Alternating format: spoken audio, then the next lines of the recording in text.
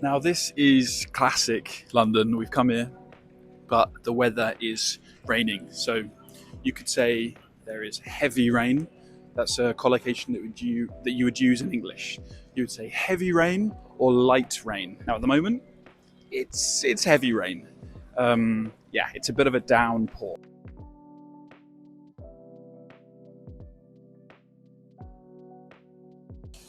Okay, guys. So here we are, obviously in London.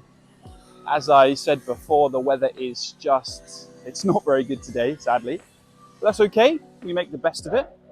You could use the expressions heavy rain to describe rain when there's lots of rain. Often English learners will say big rain, but this is not an expression that you would use in English.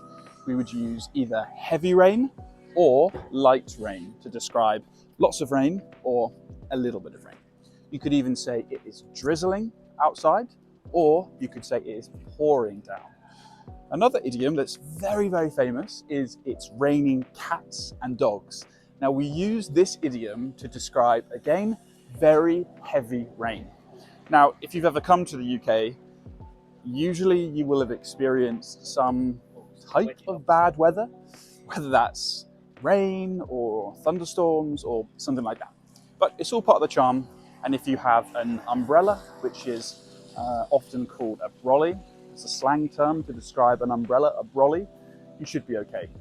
Annoyingly, I forgot my brolly today, so that's not so good. It's so nice. Today I've come to London with my sister. We've actually got a little job that we need to get done. So we've just been to a place in London. We have to get the job done. It's a little bit secret, so I can't tell you about that right now. But it's great because I'm here with my sister and we are catching up. To catch up is a really good phrasal verb when you can update each other on what's been happening in each other's lives. If you meet a friend for coffee, you catch up with them. Now, lots of my students have asked me, what do you call it when you meet a friend in a coffee shop? Do you call it an appointment? Do you call it a meeting? What do you call it? Do you call it a date? Now, in English, natural English, you would just say a catch-up. I'm meeting my friend for a catch-up. It's a really natural phrase that you can use to describe this type of situation. So you can use it as a noun, so you have a catch-up with a friend, or you can use it as a verb, a phrasal verb. I look forward to catching up with you next week and finding out what you've been up to. Very natural English, very easy to slip in to your conversations. It is not raining as heavy as it was before, so you could say that the rain is starting to let up. This means that it's not raining as much as it was and that soon it will stop. So the rain is really starting to let up. If you ever come to London, you'll see the red double-decker buses, but also these red Santander bikes that used to be called Boris bikes are very, very good for just getting around London, and they're also super, super fun. So definitely recommend trying some of those out if you're ever in the city. Now, obviously, like I said, I am, walking around London today, but as you may have heard in the news, it's very common to get your phone stolen in London. So, and obviously I've got my phone out recording, so I'm trying to keep my wits about me. Now, this is an expression, to keep your wits about you, which means, to be on the lookout, check around you, make sure nothing's happening. If I had my, head up in the clouds or I was daydreaming, I wouldn't be paying attention to what is happening around me.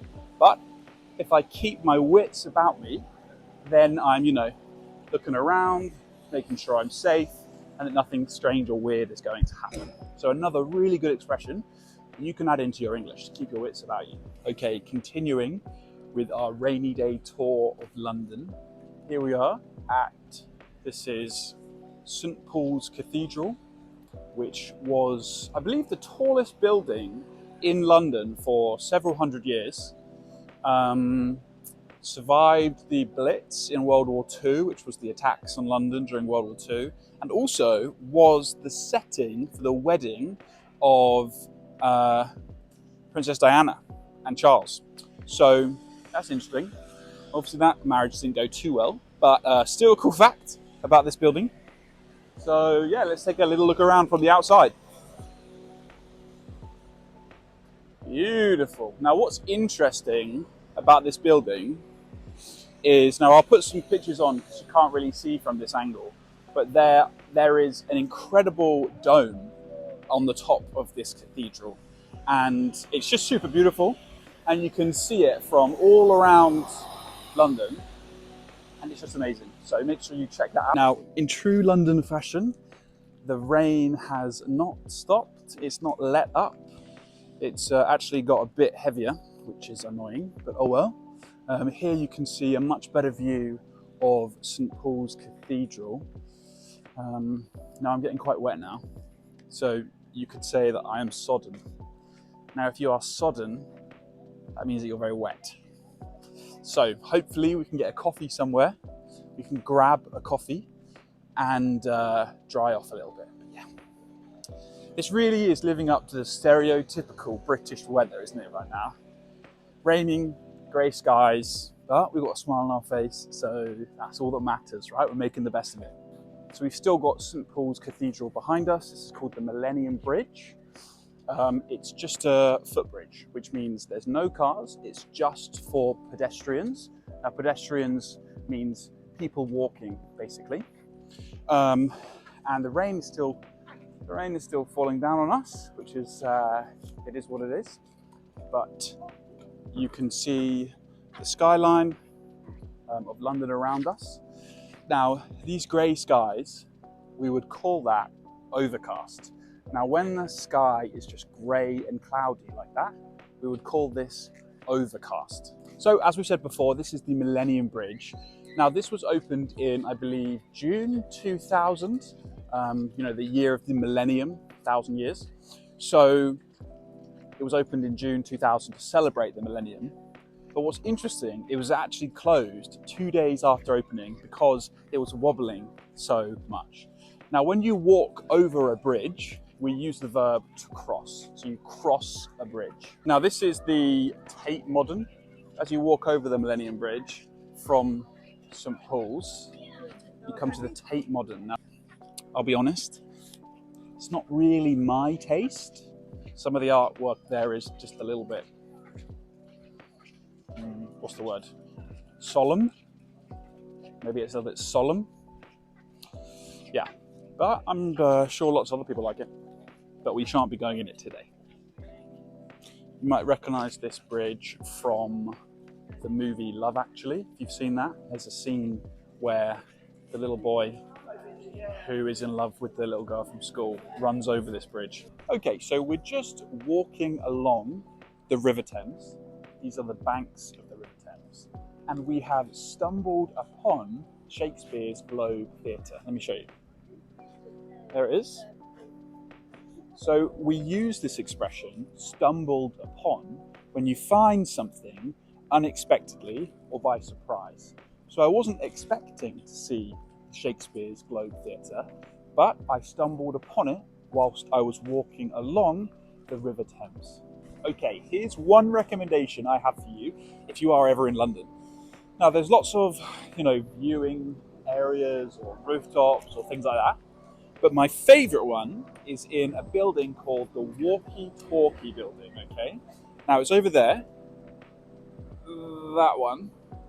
And it's interesting because the story goes that when this building, I'll just show it to you, when this building was first built, because of the shape, it was actually voted, I think, the ugliest building in London. And because of the curvature of the glass, it was actually reflecting the sun and it was burning things on the other side of the river. At least I think that's what the story goes, how the story goes. At least I think that's how the story goes. But anyway, at the top of that building is a really wonderful viewing platform called the Sky Garden. Now it's a really cool place because it's free to enter. It's called the Sky Garden, and it has this incredible panoramic view over London, and you're surrounded by trees and plants. Fantastic. So it's called the Sky Garden. Definitely recommend that. Another thing you have to do if you come to London, of course, is go into one of the many, many, many bars that they have. This one is called the Anchor, and it's going to be very good, of course. Let's take a little sneaky look inside. See people are there enjoying their drinks. Fantastic. It's quite a nice looking pigeon, isn't it? Okay, let's visit the famous Borough Market. Let's do it. Well, annoyingly, Borough Market was shut. It was closed today. So that is what we would call a bit of a letdown. So if something is, disappointing, then we would describe that as being a letdown. So yeah, a bit of a letdown today, but it's okay. We'll try somewhere else. Now, I'll be honest with you, I like playing paddle as well, but I think I would feel a little bit under pressure if I had to play, in a glass case in front of lots of people. But anyway, that's just me.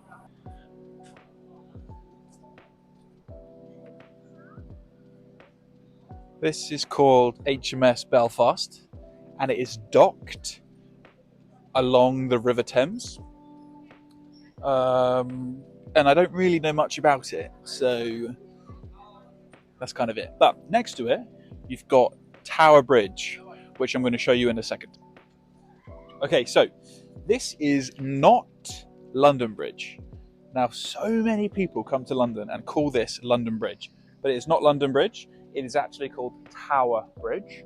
And I'll be honest, I think it's my favourite bridge in London. It's probably definitely the most famous.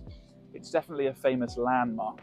Hundreds of years ago, people actually used to live on that bridge. There would be houses all along it. And then, of course, there was the Great Fire of London and it all burnt down. But they've rebuilt it and it is super beautiful now. And there's that part in the middle and it opens up like that. I think that's called a drawbridge. And it opens up to allow bigger boats to pass through. And if you go just to the side of it, that is another famous landmark, and that is the Tower of London. Now, that is where, it's a famous prison, but it's also where they keep the crown jewels. So it's another really cool place to visit if you are ever in London. Let's see what else we can find.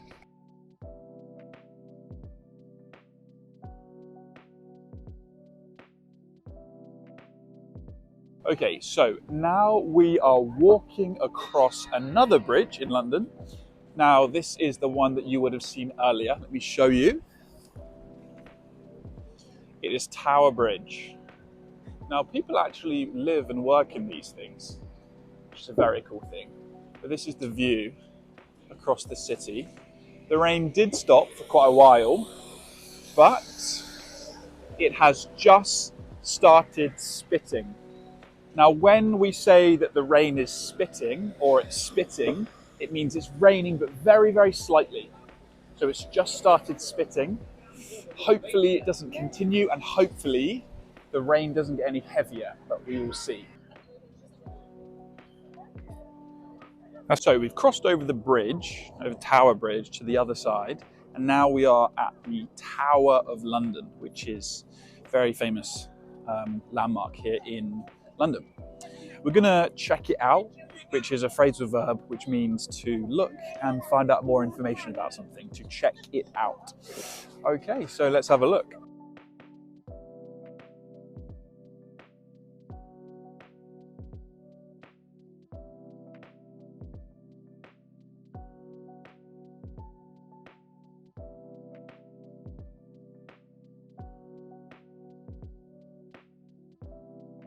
I was just walking past these gardens and it made me remember the phrase well kept. And I would definitely say that these gardens outside the Tower of London are very well kept. Now, this is an expression we use to say that they are well maintained, they're looked after. Someone obviously is gardening and keeping it nice and tidy. So yeah, you could describe them as being well kept.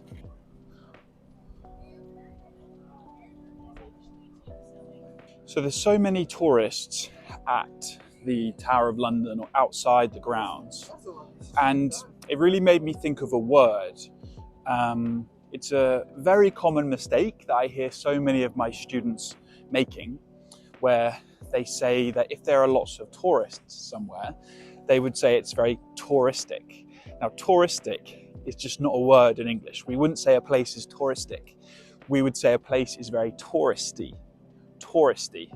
This word means, there's loads and loads of tourists here, there's lots of souvenir shops, there's lots of sightseeing tours. It's very touristy. Never, ever, ever say touristic. Just don't do it. Now we're on the underground, which is the kind of subway or metro system that we use here in London. Now, the kind of more slang term for this underground, we call it the tube, T-U-B-E, tube. And this is what we're looking at. So I need to get to Farringdon, and currently we're at Monument. So I'm going to get this line up to Farringdon. So come with me, let's do it. Now the thing about the tube or the underground is it's very noisy. So you can try and have a conversation with people when you're on the tube, but it's actually very difficult. So we want to go this way. It's interesting because in World War II, they actually used the underground system, these stations, to survive the Blitz and to shelter from the bombings. That's interesting. So this is it. Let's jump on.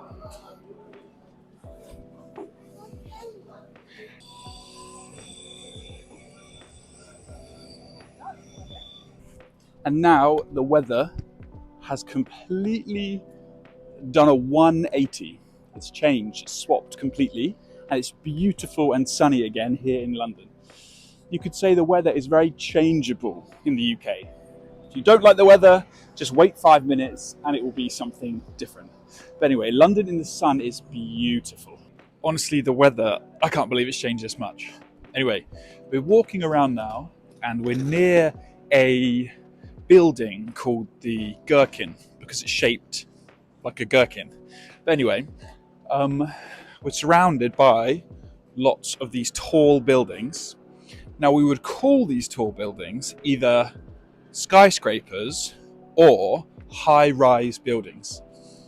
Now in London you get so many of these, but there's not as many as compared to other big cities, but there is definitely an area of London where there are many high-rise buildings.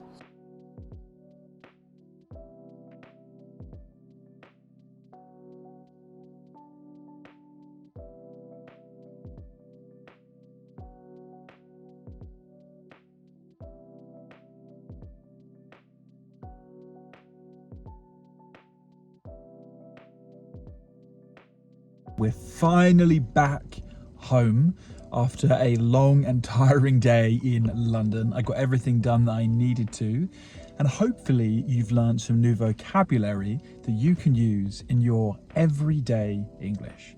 So if you haven't already, make sure you are subscribed to Alex Worldwide.